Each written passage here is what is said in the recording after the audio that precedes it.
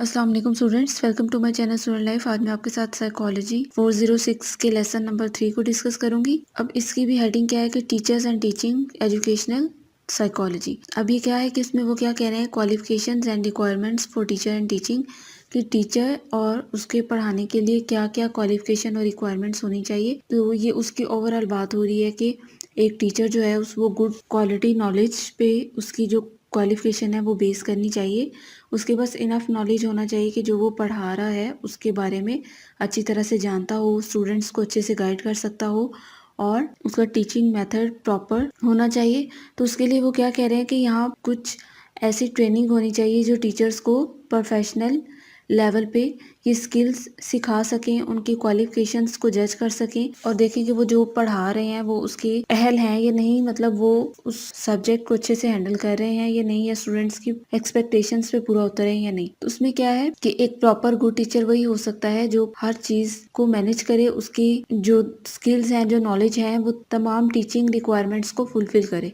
उसके बाद क्या, टीचर्स क्वालिफिकेशन एंड ट्रेनिंग। अब इसमें क्या है कि पाकिस्तान में कुछ इस तरह का सीन बिल्कुल भी नहीं है कि टीचर्स की ट्रेनिंग की जाए प्रॉपरली या उनको गाइड किया जाए, उनकी क्वालिफिकेशन के अकॉर्डिंग उनको क्लासेस दी जाए या सिलेबस दिया जाए।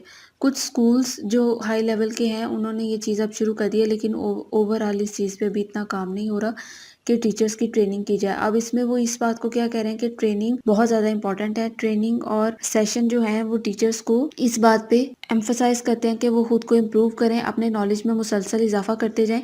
जैसे बाहर की कंट्रीज़ में है, अमेरिका में या बाकी कंट्रीज़ में क्या होता है कि टीचर्स की बाकायदा ट्रेनिंग की जाती है, उनको इस काबिल बनाया जाता है कि वो क्लास में एक अच्छे गाइडेंस के तौर पे अपेयर हों और उनका नॉलेज अच्छा हो, वो अपनी स्किल्स को इम्प्रूव करें और उसके अकॉर्डिंग अपनी क्लास को टीच करें। अब वहाँ पे क्या है, उनमें क्या क्या अच्छे पॉइंट्स हैं या वो क्या किस तरह इस चीज़ को हैंडल करते हैं। तो उसमें क्या है कि वो वहाँ पे एक मेथड जैसे उनका होता है जिसको पीआर प्रैक्टिशनर्स कहते हैं। प्रैक्टिशनर्स क्या होता है कि वो उनकी प्रैक्टिस कराते हैं, बहुत ज़्यादा उनको इस काबिल बनाते हैं कि वो जो भी काम कर रहे हैं या जो भी उन्होंने पढ़ाना है या उनका जो भी टीचिंग मेथड है वो इम्प्रूव होता रहे, उनकी अच्छी ट्यूनिंग होती रहे। जब उनकी अच्छी ट्यूनिंग होगी, उनको सिलेबस की समझ आएगी, उनका एक्सपीरियंस नॉलेज गेन होगा, फिर ही वो उनको किसी भी अदारे में, किसी भी इंस्टीट्यूट में, स्कूल में, कॉलेज में, यूनिवर्सिटी में हायर करते हैं। यानी इसमें ये टेस्ट होता है उनका, उसके अगर वो पास कर लें तो फिर उनको जॉब हायर की जाती है। उसके बाद क्या है कि उनको कॉन्टीन्यूसली उनको अपग्रेड किया जाता है, उनके नॉलेज को, उनको इंफॉर्मेशन को अपग्रेड किया जाता है। ये फिनोमेना उन्होंने वहाँ पे रखा हुआ है ताकि इससे क्या हो, उनका नॉलेज भी इंक्रीज होता रहे और डे बाय डे जो सिलेबस अगर चेंज होता है, उसमें कुछ भी एडिशन हुआ है तो वो उसको समझ सकें और प्रोफेशनली जो है वो इस चीज़ को कवर कर सकें। उसके बाद क्या है कि उसको उनको इस काबिल बनाया जाता है कि वो अपने सिलेबस को, अपने लिटरेचर को अच्छे से समझ सकें, अपनी सलाहियतों को इम्प्रूव कर सकें और जो भी सिलेबस उनको मिला है वो उसके मुताबिक स्टूडेंट्स को पढ़ा सकें। उनको पनिशमेंट और रिवॉर्ड के इफेक्ट्स की लर्निंग दी जाती है कि अगर आप किसी को पनिश करें तो आपने कैसे करना है, उसका क्या आप इफेक्ट देखेंगे। अगर आप रिवॉर्ड करें तो आपने किस लेवल पे किस तरह करना है और उस रिवॉर्ड को क्या फ़ायदा होगा, आप क्या उसका इफेक्ट देखेंगे। उसके बाद फोर्थ पॉइंट क्या है कि वो देखते हैं कि आप जैसे जैसे टाइम टू टाइम चेंजिंग आ रही है, इम्प्रूवमेंट आ रही है, तो वो कैसे उसके मुताबिक चल सकते हैं। जो करंट इश्यूज़ हैं, जो भी डाटाबेस है, उसको इफेक्टिवली कैसे वो अपने टीचिंग मेथड से हैंडल कर सकते हैं। उनको फैसिलिटेट किया जाता है, उनकी प्रॉब्लम्स को सुना जाता है और उनको इस काबिल बनाया जाता है कि वो एक अपने जो भी स्टूडेंट है उसको अच्छे से एनालाइज कर सकें, या कोई बच्चा उनके पास फर्स्ट स्टेज में आ रहा है तो वो किस तरह उसको लर्निंग प्रोसेस से इम्प्रूव कर सकते हैं। ठीक है।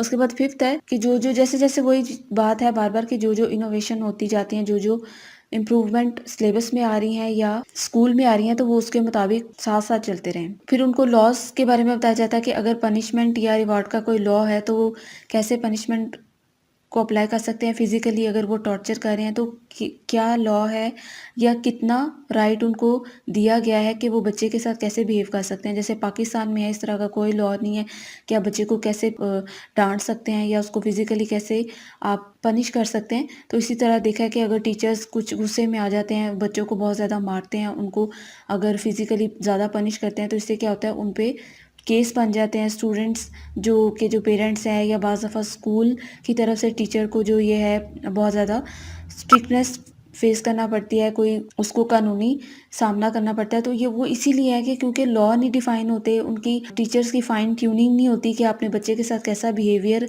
रखना है, आप किस लेवल तक उनको रिवॉर्ड या पनिश कर सकते हैं। ठीक है, ये सब बातें हैं। उसके बाद क्या है कि नॉलेज, जो भी वो पढ़ा रहे हैं उसके बारे में उनको इनफ नॉलेज होना चाहिए, ताकि अगर स्टूडेंट उनसे कोई प्रॉब्लम पूछ रहा है तो वो उसको सॉल्व कर सके। और उसके बाद उनमें इतनी सलाहियत होनी चाहिए कि वो, अगर किसी स्टूडेंट की कॉम्प्लेक्स नेचर है, यानी अगर वो कोई साइकोलॉजिकल इश्यूज फेस कर रहा है या उसकी वैसे ही कॉम्प्लेक्स नेचर है कि वो उलझा हुआ है, परेशान है, तो वो उसको कैसे हैंडल कर सकते हैं, कैसे उनको इम्प्रूव कर सकते हैं, उनकी नेचर को समझ के कैसे उनके साथ चल सकते हैं।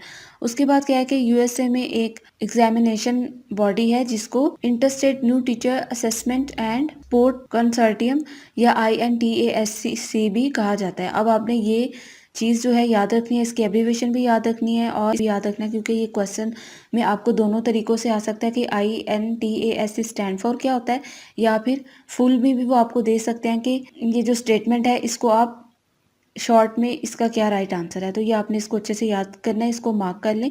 ठीक है, उसके बाद क्या है कि वो ये देखते हैं कि जो INTASC है इसके तहत एक एग्जाम लिया जाता है, उसमें देखा जाता है कि teacher B grade pay, C पे है या A पे है।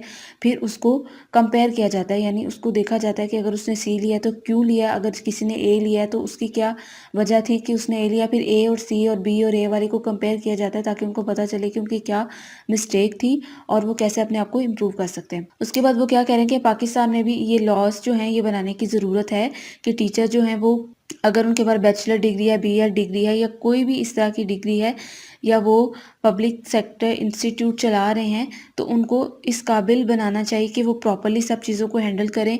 और उनका भी एक टेस्ट होना चाहिए ताकि हर चीज़ को वो यूनिफॉर्म तरीके से चला सके, प्रोफेशनली काम कर सके। तो अब प्राइवेट सेक्टर हो या गवर्नमेंट सेक्टर, दोनों में रूल्स होने चाहिए जो कि इन टीचर्स को या गवर्नमेंट जो वर्कर्स हैं उनको अप्लाई करते वक्त, उनको हायर करते वक्त इन चीज़ों को माइंड में रखें ताकि अच्छे टीचर्स आगे आ सके, स्टूडेंट्स का फ्यूचर बेटर हो सके, वो रट्टा या स्पून फीडिंग की बजाय कुछ सीख सकें, उनका लर्निंग लेवल इम्प्रूव हो सके। तो ये था आज का लेक्चर। इसमें आपको क्या इंपॉर्टेंट है उसके बारे में अब मैं बताती हूँ। सबसे पहले ये टीचर्स क्वालिफिकेशन एंड ट्रेनिंग जो है, इसके जो पॉइंट है इनको, ये आपके सब्जेक्टिव में आ सकते हैं कि अच्छे एक टीचर्स जो हैं, या अमेरिका में क्या क्या जो मेथड है उसको फॉलो किया जाता है, तो आपने उसमें ये लिखने हैं पॉइंट। आपको इसकी ज़्यादा डिटेल में जाने की ज़रूरत नहीं, आप सिर्फ इसके एक एक दो दो लाइन्स इसकी याद कर लें, या सिर्फ आप इसका कॉन्सेप्ट क्लियर कर लें, या आप अपनी सेल्फ राइटिंग में भी लिख सकते हैं। ठीक है, और इसमें कुछ भी इंपॉर्टेंट नहीं है, एक ही एब्रीविएशन है जो लास्ट पे, बस इसको याद कर लें। बस बाकी सब आपका इसमें ये एक थॉरली सा लेक्चर है। और ये PR प्रैक्टिशनर्स जो हैं इनके बारे में आपसे पूछा जा सकता है कि क्या मेथड वहाँ पे यूज़ किया जाता है टीचर्स को प्रैक्टिस देने के लिए या उनको हायर करने के लिए, तो आप PR प्रैक्टिशनर्स इसमें लिख सकते हैं। तो बस आपने इसमें ये एक दो चीज़ें याद रखनी है और लेक्चर को थॉरली रीड कर लें ताकि आपका कॉन्सेप्ट क्लियर हो जाए। ये सब आपका सेल्फ बेस भी हो सकता है, इसलिए आपको इसमें सिर्फ सेंस क्लियर करने की ज़रूरत है। तो उम्मीद है आपको समझ आ गया होगा। फिर भी कोई कन्फ्यूजन हो तो आप पूछ सकते हैं, और प्लीज़ चैनल को सब्सक्राइब ज़रूर करें और वीडियो को लाइक भी किया करें ताकि ज़्यादा से ज़्यादा स्टूडेंट को फ़ायदा हो सके। और उसके अलावा मेरा ब्लॉग है, उसको विजिट कर सकते हैं आप, और फेसबुक और इंस्टाग्राम का पेज है उसको ज्वाइन कर सकते हैं। मुझे दीजिए इजाज़त। अल्लाह हाफ़िज़।